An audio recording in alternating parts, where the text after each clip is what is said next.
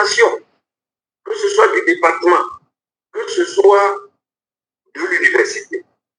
On participe à tout cela et lorsque notre tour arrive, c'est beaucoup plus facile parce qu'on a vu des gens présenter, on a vu des gens préparer, on a vu des gens, on a posé plein de questions, on a donné des conseils aux gens avant nous et ces conseils, nous en faisons les normes. C'est très important. Diapositive suivante. Diapo, s'il vous plaît. Oui, professeur. C'est. Voilà. Alors, ce qui est important pour l'enlèvement, l'inscription sur la liste d'aptitude aux fonctions de maître assistant, puisque l'assistanat se passe chacun dans son pays ou dans son université.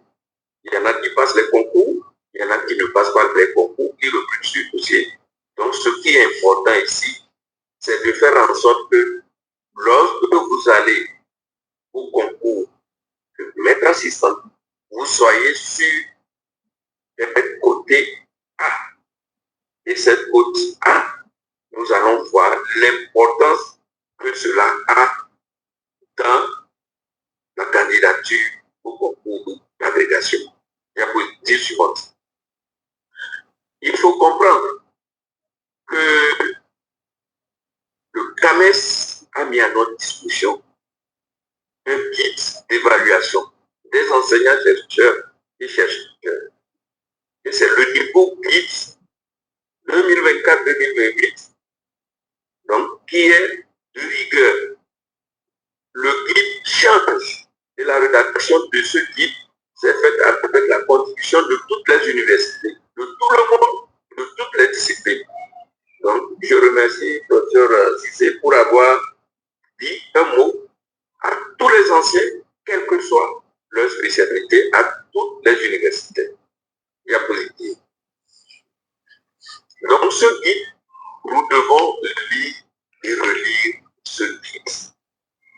Voilà une figure qui nous montre ici que nous sommes au centre de tout ce que le CAMES fait. Donc, vous voyez en haut, pour ceux qui ont pu avoir la forme diaporama, que le guide d'évaluation est très important. Il faut lire le guide d'évaluation et s'imprégner tout le temps.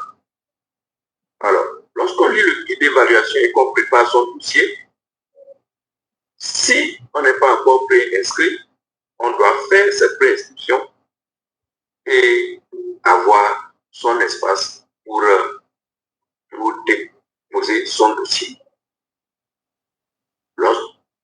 Si le dossier ira à la commission institutionnelle, cette commission institutionnelle va lire votre dossier. Elle lira votre dossier, la commission institutionnelle. La commission institutionnelle ici est au niveau de l'université. Mais avant cela, il y a des commissions, d'abord dans nos départements, même avant d'aller dans le département, dans la spécialité, dans le département, à la fac, qui doivent lire ce dossier avant que ce dossier qui est envoyé par le décanat tombe au niveau de la commission institutionnelle. Quand la commission institutionnelle regarde et que le dossier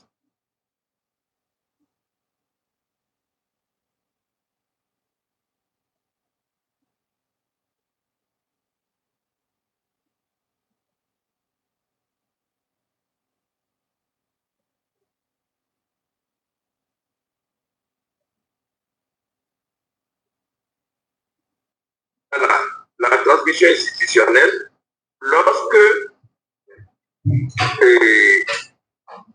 la commission institutionnelle voit que votre dossier n'est pas bon, on vous renvoie votre dossier. Si la commission institutionnelle voit que votre dossier est bon, on renvoie maintenant au président, au recteur, selon l'université ou selon l'établissement. Et il y a encore à ce niveau une autre vision.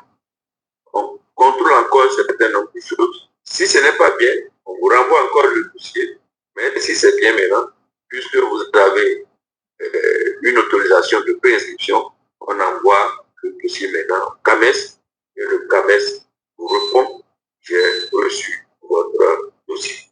Diapositive suivante.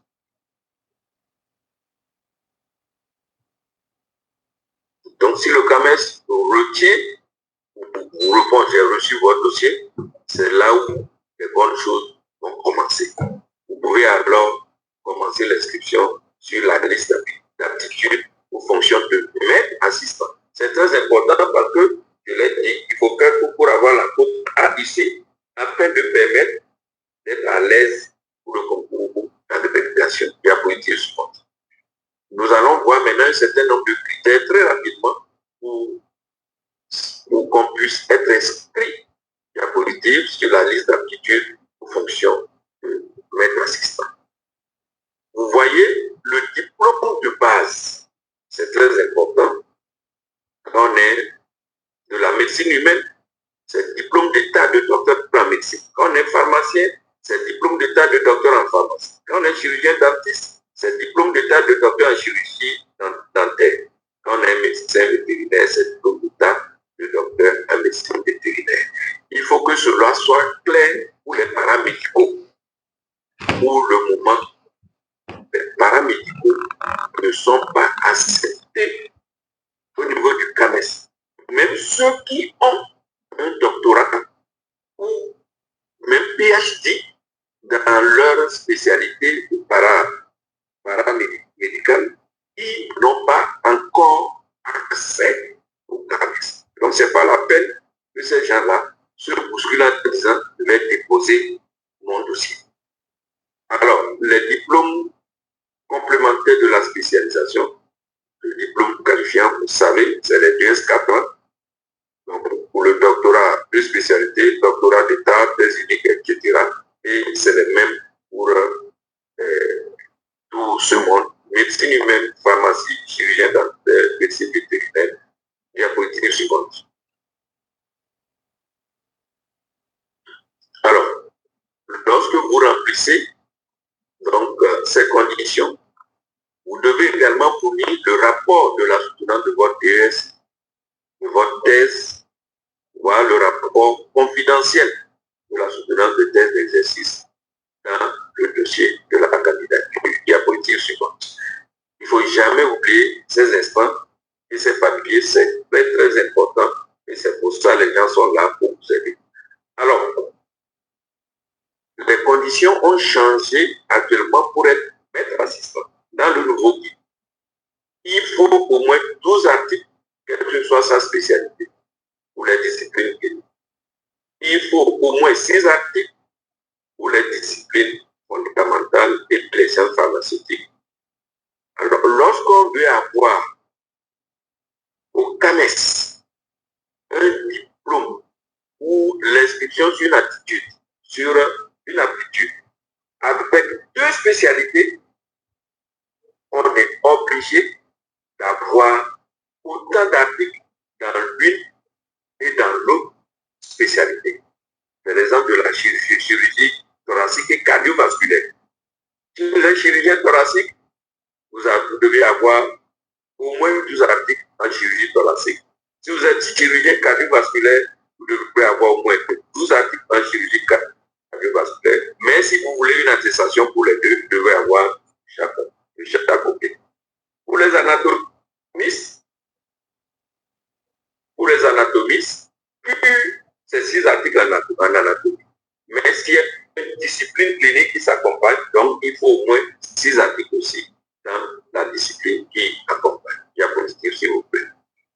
Tout ça là est très important à retenir. Quand on ne sait pas et qu'on présente un dossier, ce n'est pas facile qu'on vous réponde. Vous pouvez demander à être inscrit sur 2 spécialités, mais si vous n'avez pas le nom, vous n'êtes pas inscrit.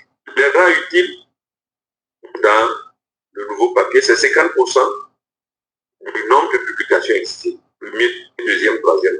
Le candidat est devenu auteur au moins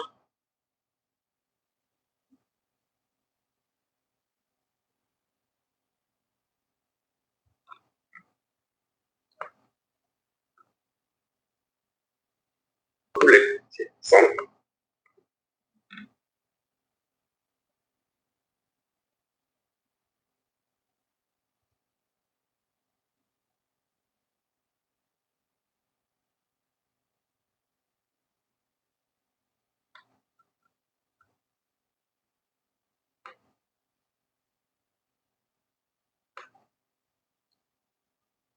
Et du côté de ça, pour se ramasser, et j'ai demandé la diapositive suivante pour parler des codes que les communications vont servir pour les codes. Diapositive suivante. D'accord. Dans le rang utile, il faut 50% en rang utile dans votre dossier. Alors, pour avoir la cote A, j'ai dit précédemment que la cote A est très importante. Elle est très importante. Si vous pensez que votre dossier ne prend pas la cote A, je pense qu'il faut patienter encore un peu. Pour les publications, il faut au moins 18 articles dans les disciplines cliniques, supérieur égal à 8 articles dans les disciplines fondamentales. Pour le rang, premier rang, il faut être en rang utile sur au moins 12 articles dans les disciplines cliniques et 8 articles dans les disciplines fondamentales. Premier ou deuxième position, il faut avoir au moins 6 en première ou deuxième position dans les disciplines cliniques et au moins 4 pour les disciplines fondamentales. Les communications vont venir pour mettre un peu plus de points sur la côte. Donc, lorsque vous avez plus de 6 communications dans les disciplines cliniques et au moins 3 dans les disciplines fondamentales, premier rang, vous êtes donc candidat à la côte A. On a dit que les communications doivent être en rapport avec la discipline postulée. Et ce qui est écrit ici, à mon avis, il manque quelque chose parce que vous ne pouvez pas donner, quand on donne une communication, c'est 3 papiers. Il y a la fin qui est tirée du livre, des actes du congrès ou de la conférence. Il y a le certificat de communication et le certificat de participation. Donc les 3 papiers sont très importants. Si un manque, la communication n'est pas prise en compte. C'est comme ça au niveau du CTS, les 3 papiers pour chaque communication. Diapositive suivante. Diapo. Oui, professeur. Oui. D'accord. Donc, vos publications doivent être en rapport avec la discipline. Il faut avoir un comité de lecture. Les revues en ligne aussi, c'est les mêmes conditions. Seuls les tirés à part sont pris en compte. Vous n'allez pas mettre dans votre dossier que la revue vous a écrit en disant que votre manuscrit est sous presse. Ça ne passe pas. Diapositive suivante. Donc, tout doit être tiré à part qui montre donc, la référence. Et je dirais à ce niveau que c'est vous qui faites la preuve. Et quand vous allez confectionner vos dossiers, vous verrez qu'on va vous dire qu'il faut même aller jusqu'à l'indexation. Pour chaque article, il faut montrer la revue, l'éditorial, les membres qui soutiennent la revue, donc les rédacteurs. Il faut aller même jusqu'à dire si votre revue est indexée quelque part. Donc, une fois inscrit sur l'ACR, c'est pour les chercheurs, eux, ils peuvent aller au maître de recherche sans autre diplôme. Mais par contre, ceux qui veulent aller s'inscrire sur la liste d'aptitude aux fonctions de maître de conférence ou pour ceux qui veulent être candidats au concours d'agrégation, d'autres diplômes peuvent être demandés et je vous dirai lesquels. Diapositive suivante. Diapositive, s'il vous plaît. Oui. Alors, voilà. Donc, pour la côte B, on a vu tous ceux qui ne répondent pas à la côte A ont la côte B. Et je répète, dans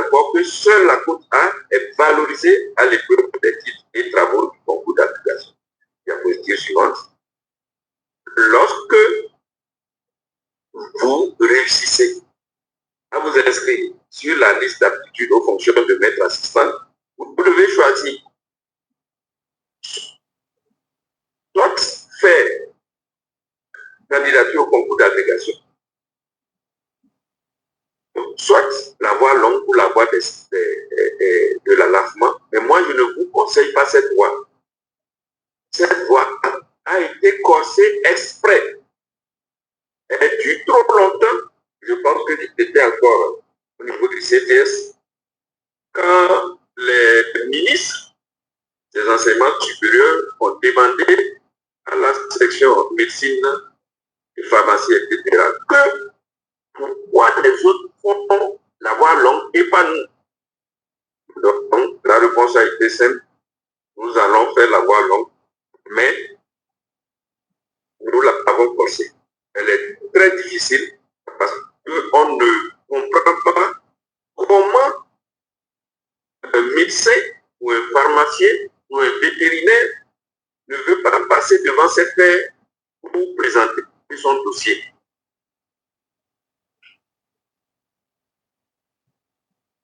Et si vous vous hasardez à présenter à la LAFMC, je pense que c'est l'épée de Damoclès que vous avez eu sur votre tête. Donc, après 2 échecs sur 2 sessions successives, suspension pour période d'1 an, puisque la voie longue, c'est chaque année, donc suspension pour 1 an. Donc, au concours d'agrégation, après 3 échecs successifs, suspension de 4 ans, c'est-à-dire que vous ratez un concours avant de prendre le concours suivant, diapositive. Nous allons maintenant rentrer dans les critères pour diapositive, dans les critères maintenant pour l'inscription. Il n'y a plus d'inscription maintenant. On parle de candidature au concours d'agrégation. Les dossiers. Donc, il faut déjà une inscription préalable sur l'allèvement du CAMES, on vient de voir. Les conditions de diplôme, on le verra. L'ancienneté de 2 ans révolue après l'allèvement. Alors, d'autres vont dire c'est à la date du concours. Mais il faut noter que c'est surtout le décret vous nommant. C'est à la date de ce décret. Donc, la bataille que chacun doit faire dans son pays, c'est que dès que les jeunes ont l'allèvement, faire en sorte qu'ils soient nommés. Parce que si pendant 5 ans, vous êtes assistant, mais vous avez réussi au concours, on ne vous a pas nommé dans votre pays, vous n'avez pas pris fonction, ça veut dire que vous ne faites pas la fonction de maître assistant. Il ne faut pas qu'on se trompe.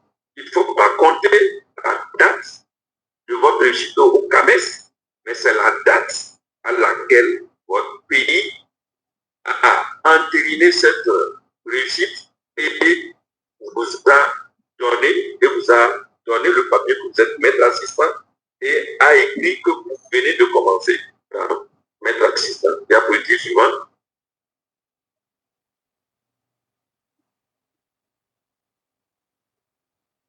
Voilà. Donc, je disais que pour le concours d'agrégation, il faut maintenant des diplômes complémentaires. Ce n'est plus comme avant. Donc, vous avez déjà votre lancement. Le master ou le PhD dans toutes les disciplines est presque exigé. Les pharmaciens, je pense que les chirurgiens dentaires et la médecine vétérinaire, eux, ils font ces spécialités, eux, ils font le master. Mais c'est surtout nous, dans la médecine humaine, nous ne faisons pas ça. Et nous verrons plus tard que ce master a également des points dans l'évaluation du dossier. Donc, les jeunes, il ne faut pas dormir.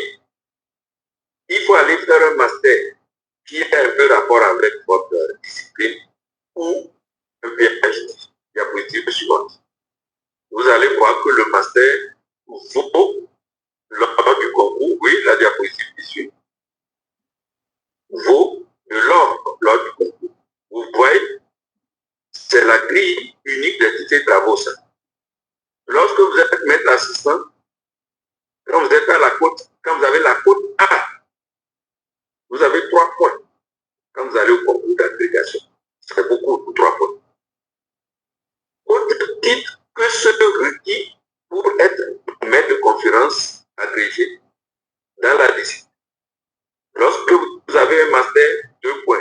CES, 2 points. Doctorat, 4 points. C'est-à-dire que ces diplômes-là, ce n'est pas les diplômes que vous avez présentés pour être maître assistant. On a dit, au titre que ce requis. Donc, ici, maintenant, vous devez préparer encore autre chose. Pour avoir les 2 points, les 4 points, quand vous voulez être candidat au concours d'agrégation. Peut-être certains jurys peuvent passer à côté s'ils ne lisent pas ce qui est écrit. On a dit, au titre que ce requis. Vous voyez? Donc, c'est important. Alors, les fonctions hospitalières, c'est 2 points. La pédagogie, c'est 6 points. On ne va pas avancer. Le volume, les cours que vous faites, supérieur à 150 heures, ça là, vous allez faire ça dans votre pays. Les stages aussi, dans les spécialités, c'est pour ça qu'il faut aller ailleurs. Il faut faire des choses. Il ne faut pas rester chez soi tout le temps. Il y a pour dire souvent, c'est quand on veut s'inscrire dans le concours de maître de conférence sacrée. Alors, ici, c'est les travaux scientifiques, évidemment. Donc, vous voyez le nombre de publications. C'est mis ce tableau pour ne pas remettre encore des publications. Donc, vous voyez les points qu'on donne. Maximum, c'est 5 points. Supérieur à 25, c'est dans les spécialités supérieures à 25. Mais pour la médecine générale et la chirurgie générale, c'est-à-dire qu'il faut aller plus loin. Il faut être supérieur à 30. La régularité a aussi des points. La pertinence et l'impact local des points, des revues, la qualité des revues. Vous voyez, et vous devez être dans la revue locale, dans moins de 60% ou plus 60%, donc 1 point. Vous devez être plutôt dans les régionales, dans les revues régionales. C'est ça, c'est la promotion qu'on est en train de faire pour nos revues régionales et les revues de société. 2 points et l'international. 6 points. Alors, les rangs, vous voyez, tout ça là est disponible au niveau des guides. Donc, on ne va pas rester. Les sociétés savantes aussi, il faut être dans les sociétés savantes. Il faut participer activement à des réunions scientifiques dans votre agrégé. Il faut communiquer, nous l'avons dit, pour la communication, et vous devez être en premier. Service universitaire et de la recherche à la communauté, tout ça est très important maintenant lorsqu'on veut être agrégé. Donc, tout ça là a des points. Et c'est 4 points au maximum. Il y a des formulaires. Vous pouvez charger au niveau du site de CAMES pour le faire. Diapositive suivante. Diapositive.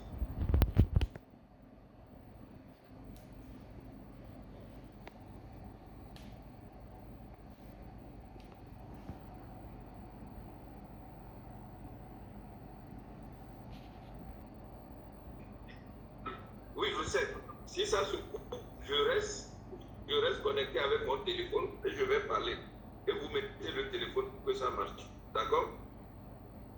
Ok. D'accord. Donc, vous avez les services universitaires de la recherche. D'accord? Les points sont donnés. La présentation aussi devant le jury. Vous voyez le respect du temps, l'utilisation du matériel audiovisuel, la qualité de la transmission, les réponses aux questions. Ah oui, les réponses aux questions. Je me rappelle d'un concours d'agrégation auquel j'ai participé et le président a demandé aux membres du jury de poser des questions. Mais moi, j'avais lu la grille et les gens passaient.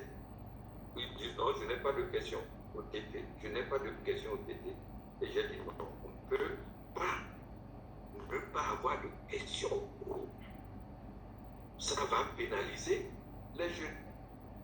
Donc, j'ai posé mes questions à tous les jeunes. Alors, à la sortie, il y en a, ils m'ont dit, ah, vous étiez le seul à poser des questions. Pourquoi vous avez été méchant? Et j'ai dit, si je ne vous posais pas des questions, vous n'auriez pas 4 points. Hein? S'il n'y a pas de questions, il n'y a pas de points. Voilà. Donc c'est pour vous dire, c'est pour dire aussi aux aînés que vous ne pouvez pas aller aux questions. Quand le juge présente cette idée de travaux, vous dites je n'ai pas de questions. Vous ne pouvez pas le pas avoir de questions. Vous devez avoir une question. N'importe laquelle, vous devez avoir des questions pour permettre aux jeunes de glaner des points sur les 4 points. C'est très important. Alors, diapositive suivante. Vous voyez, ça c'est pour les TT. La diapositive suivante. Sur la leçon, on va passer vite aussi, puisqu'on a des problèmes de communication. La grille existe. D'accord? Bon, lorsque vous irez aux entraînements, lorsqu'on va faire les entraînements chez vous aussi, vous verrez. Diapositive suivante. On est sur la leçon toujours, donc les objectifs. On vous apprendra comment écrire une leçon. C'est très important. Et maintenant, nous rentrons dans la troisième épreuve qui est l'épreuve clinique pour certains. D'accord? Vous avez la grille qui existe. On va à l'épreuve pratique pour d'autres.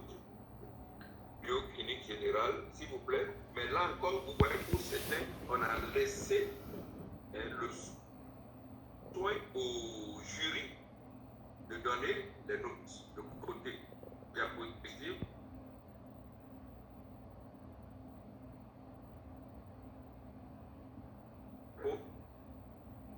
Voilà. Vous avez vu également pour les sciences biologiques, pour les sciences pharmaceutiques, on a donné donc les points à certains, pour d'autres, on laisse le jury comme là. Pour les épreuves, il faut avoir au moins 24 sur 60. Diapositive suivante. Diapositive suivante. Oui. Donc, vous avez ici pour les chirurgiens la dissection, le décollement, la présentation au niveau du jury, etc. Diapositive suivante. On peut passer très rapidement cette diapositive, d'accord? C'est côté, tout ça là est connu d'avance, d'accord? Dénomination et mise en place de la pièce, des éléments morphologiques, ça c'est pour les morphologues, les cytopathologistes, les anatomistes. Diapositive suivante. Diapo, s'il vous plaît. Voilà. Et là, vous avez coloration et lecture, etc.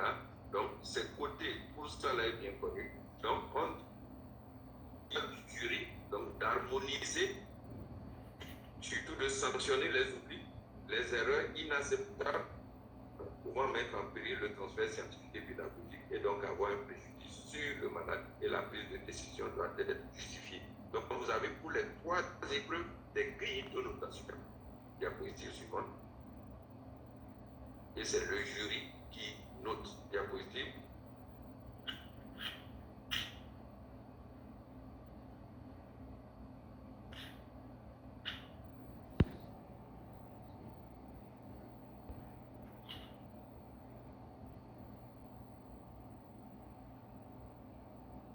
J'espère que vous m'entendez. Sinon, je reviens à mon portable. Je reviens à mon portable. On t'entend, professeur. Je reviens un peu en arrière, s'il vous plaît. Donc, on ne doit pas tricher au concours d'agrégation. Revenez un peu. Donc, tout candidat pris en train d'utiliser un document ou du matériel ou quelque chose comme ça en train de tricher est sanctionné. D'accord? Et il y a une commission donc, qui vient voir donc, l'infraction. Diapositive suivante. Donc, il est très important, Diapo, s'il vous plaît, il est très important en ce moment de regrouper les jeunes. Vous faites vos entraînements aussi bien dans votre service, dans votre département, à la fac, et s'il le faut, à l'université. Donc, nous vous donnons, par exemple, ce qui a été fait à Lomé avant le concours. Et voici le programme que nous avons concocté. Et sur ce programme, vous avez remarqué que nous avons parlé de la préparation psychologique au concours. C'est très important, la préparation psychologique au concours. Ça veut dire que vous devez être prêt. On a dit que c'est un concours difficile, mais vous devez être prêt à affronter les défis. Ensuite, la préparation et la présentation d'une épreuve de malade et d'une épreuve de leçon. Donc, tout ça là, vous permettra, lorsque le temps sera venu, de comprendre comment faire pour que ça soit nickel. Présentation des diapositives suivantes. Et ici, nous montrons, diapositive suivante, si vous êtes là. Ici, nous montrons par exemple le programme de présentation avec les candidats qui ont participé à l'atelier de Lomé, les candidats neurologues et psychiatres. Et vous verrez la diapositive qui suit. Ici, ils sont avec leur maître, ceux qui les ont aidés. Et la diapositive qui suit, c'est la diapositive qui a trait donc à la fin du concours avec les membres du jury et les 18 candidats ont été tous reçus. Et nous félicitons pour ces 18 candidats. Diapositive suivante pour conclure. Diapositive suivante pour conclure. Et nous allons dire qu'il faut lire le texte régulièrement. Il faut respecter les règles. Il n'y a pas d'excuses. Et la clarté du dossier compte. Et ça, c'est très important. Diapositive suivante pour vous dire merci. On a eu des difficultés pour la présentation, mais je pense que maintenant, on est arrivé à la fin et je vous remercie. Merci beaucoup, professeur, pour les idées. Ça a été laborieux.